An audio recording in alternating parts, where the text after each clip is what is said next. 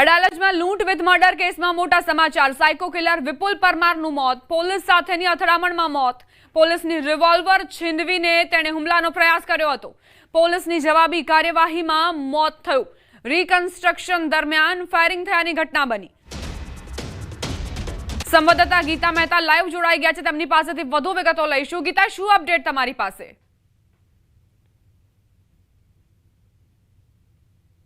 શુક્રવારની મધરાત્રે આ જે કેનાલ છે, અંબાપુર કેનાલ કહેવાય છે, જે ગાંધીનગર પાસે અડાલજ વિસ્તારમાં આવેલી છે।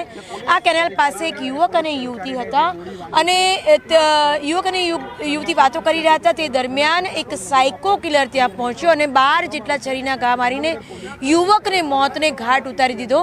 આને સાયકો કિલર એટલા માટે કહેવાશે કે આ સાયકો કિલર જેલમાં હતો, પેરોલ ઉપર છૂટ્યો હતો અને પેરોલ પર છૂટતા જ તેણે કૃત્ય કર્યું હતું અને આજે રિકન્સ્ટ્રક્શન માટે, આ હત્યા બાદ રિકન્સ્ટ્રક્શન માટે જે ક્રાઇમ બ્રાન્ચ છે, પોલીસ છે, તે અહીંયા અંબાપુર કેનાલ ખાતે આ આરોપીને લઈને આવી હતી અને આ આરોપીએ પોલીસની જ રિવોલ્વર છીનવવા માટે પ્રયાસ કર્યો હતો અને ઝપાઝપી દરમિયાન સ્વ બચાવમાં પોલીસે આરોપીને ગોળી મારી, એટલે કે એન્કાઉન્ટર કર્યું।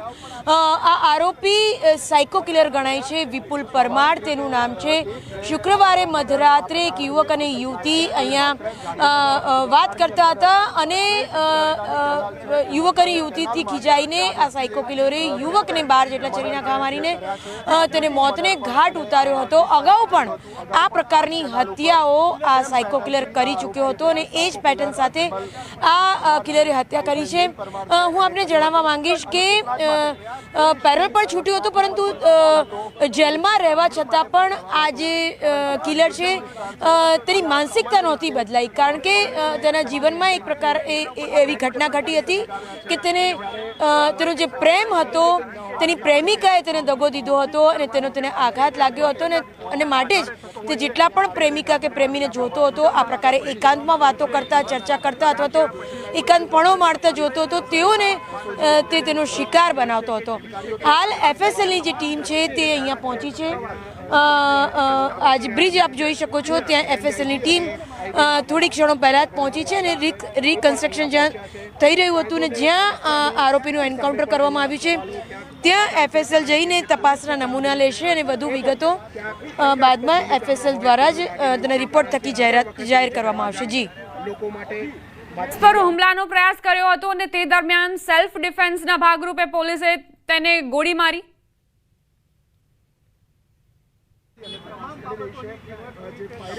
જી બિલકુલ, મેં આપને પહેલાં જ કહ્યું કે આ સાયકો કિલર હતો અને આ પ્રકારે જ હત્યાઓને અંજામ આપતો આવ્યો છે। એટલું જ નહીં, જેલમાં હોવા છતાં પણ તેની માનસિકતા સુધરી નથી, કારણ કે પેરોલ પર છૂટીને પણ તેણે ફરીને ફરી એ જ કામ કર્યું। એટલે આ એવું કહી શકાય કે જે શાંતિ ને સલામતી જોખમે એ પ્રકારનો આ આરોપી હતો, કારણ કે એની જે માનસિકતા હતી વારંવાર હત્યા કરવાની અને સેમ પેટર્નમાં હત્યા કરવાની, અને ખાસ કરીને યુવક યુવતીઓ જો એકાંતમાં બેઠા હોય તેની પર હુમલો કરવાની તેની એક માનસિકતા હતી અને એટલે સ્વાભાવિકપણે જ શાંતિ, સલામતી અને લોકોની જે પ્રાઇવસી છે તે જોખમાય અને એના જ ભાગરૂપે આ સાયકો કિલર પર એક્શન લેવાનું શા માટે તે આવું કરતો હતો તે જાણવાનું દબાણ હતું પોલીસ ઉપર, માટે જ પોલીસ અહીંયા એને રિકન્સ્ટ્રક્શન માટે લાવી હતી અને રિકન્સ્ટ્રક્શન દરમિયાન સાયકો કિલરે પોલીસની રિવોલ્વર છીનવી।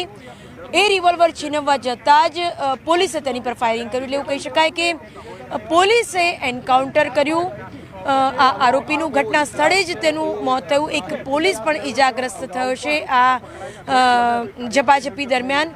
જોકે જે સ્થળ છે જ્યાં આ સમગ્ર ઘટના ઘટી હતી પહેલાં પણ, જ્યારે યુવક યુવતીની હત્યા થઈ હતી અને ત્યાં પોલીસે રિકન્સ્ટ્રક્શન માટે જ્યાં આરોપીને હાલ લઈ ગયા છે તે જગ્યા પર હાલ તમામને જવાની મનાઈ ફરવામાં આવી છે।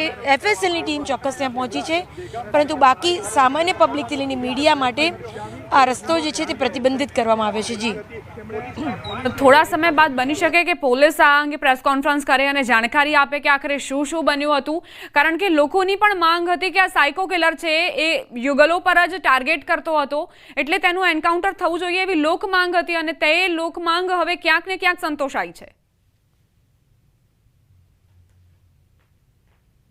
જી બિલકુલ આ શાંતિ ને સલામતી જોખમે એવું આ કૃત્ય લોકોની પ્રાઇવસી, કારણ કે જરૂરી નથી કે કોઈક યુવક કે યુવતી ગમે ત્યાં બેઠા હોય, શાંત જગ્યાએ બેઠા હોય, પછી નદીની કિનારે હોય કે કેનાલના કિનારે હોય, એ પ્રેમી યુગલ જ હશે એવું જરૂરી નથી. એ પરિવાર પણ હોઈ શકે છે, પતિ પત્ની પણ હોઈ શકે છે.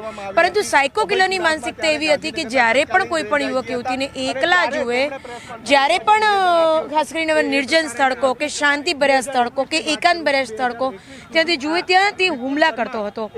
એટલે પોલીસ માટે અથવા તો સરકાર માટે એવું કહી શકાય કે આ જે લોકલ પબ્લિક છે તેની પ્રાઇવસીને, તેની સલામતીને જોખમે એવો એક વ્યક્તિ હતો અને માટે તેની પર એક્શન લેવું જરૂરી હતું. હાલ તો આપે કીધું કે પ્રેસ કોન્ફરન્સ કરશે કે કેમ, તો એ જણાવવું હાલ મુશ્કેલ છે, કારણ કે FSLની જે ટીમ છે તે સ્થળ ઉપર પહોંચી છે. હાલ તો જે જગ્યા છે ત્યાં નમૂના લેવાઈ રહ્યા છે, જે આરોપી છે તેના બ્લડના નમૂના લેવાશે, જે પોલીસ છે જે જખમી થયો છે તેના નમૂના લેવાશે. સમગ્ર જે સ્થિતિ છે તેનું પરીક્ષણ કરશે FSLની ટીમ, કારણ કે જે વિશેષ ટુકડી છે તે માત્ર મેં આપણે કહ્યું કે બ્લડના નમૂના લઈ લે, પણ જે પણ ઘટના ઘટી ત્યાં પહેલેથી છેલ્લે સુધી શું થયું, રિકન્સ્ટ્રક્શન દરમિયાન શું થયું, તે પડેપણની રજની માહિતી લેશે અને તેના પરથી FSLની ટીમ પોતાનો રિપોર્ટ રજૂ કરશે. અને મારું માનવું છે કે FSLનો રિપોર્ટ આવ્યા બાદ જ પોલીસ કોઈ પણ પ્રકારની પત્રકાર પરિષદ કરી શકે. પહેલા પત્રકાર પરિષદ કરી તેવું જણાતું નથી. જે પોલીસ કર્મી ઈજાગ્રસ્ત થયા છે તેમના વિશે કોઈ જાણકારી મળી છે અત્યાર સુધી? તેમને સારવાર માટે ખસેડવામાં આવ્યા છે? ગંભીર ઈજાઓ પહોંચી છે કે પછી સારવાર મળ્યા બાદ તેઓ સાજા થઈ ગયા છે?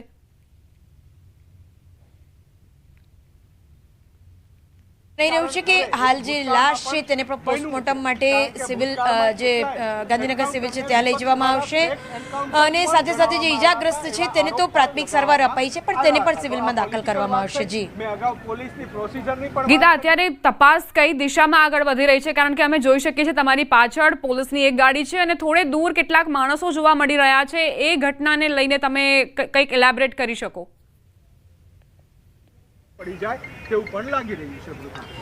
જી આ જે હું આપને જણાવવા માંગીશ કે આ જે આખી કેનાલ છે તેની કેનાલની બંને બાજુ રોડ છે. હું કેમેરામેનને વિનંતી કરીશ કે કેનાલ બતાવે અને કેનાલની બંને બાજુ કઈ રીતે રસ્તા પડે છે તે બતાવે.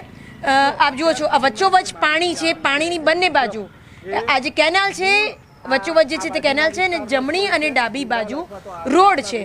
આ રોડ સામાન્ય રીતે નિર્જન છે, એવું કહી શકાય કે શાંતિ ભર્યો છે. કપલ પણ આવતું હશે, પરિવારો પણ આવતા હશે અહીંયા બેસવા માટે, શાંતિની પળો માણવા માટે, એકાંત માણવા માટે. અને આ જ જગ્યા ઉપર શુક્રવારે મધરાતે એક યુવક યુવતીની હત્યા કરી હતી ને હત્યા સાયકો કિલર દ્વારા કરવામાં આવી હતી. હત્યાને અંજામ સાયકો કિલર દ્વારા આપવામાં આવ્યો હતો, જેનું નામ વિપુલ પરમાર હતું.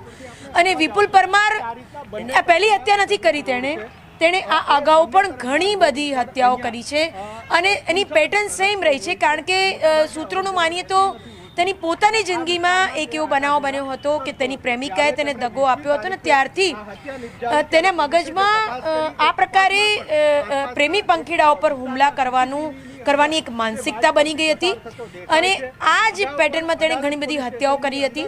અને પેરોલ પર છૂટતા જ, એટલે કે જે આરોપ માટે તે સજા ભોગવી રહ્યો હતો એ જ આરોપ દરમિયાન જેલવાસ દરમિયાન તે પેરોલ પર છૂટ્યો અને પેરોલ પર છૂટીને પડી રહીને એ જ કૃત્ય રિપીટ કર્યું.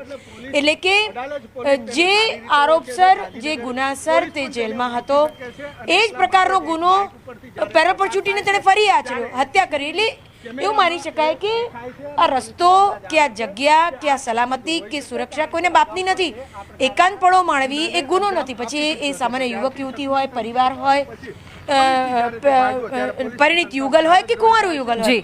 એટલે આ જે રસ્તો છે, આ જ કેનાલ સુમસામ હોવાના કારણે યુગલ અહીંયા બેઠું હતું અને તેની હત્યા. ગીતા, આભાર જાણકારી આપવા માટે. આગળ પણ અપડેટ્સ લેતા રહીશું તમારી પાસેથી.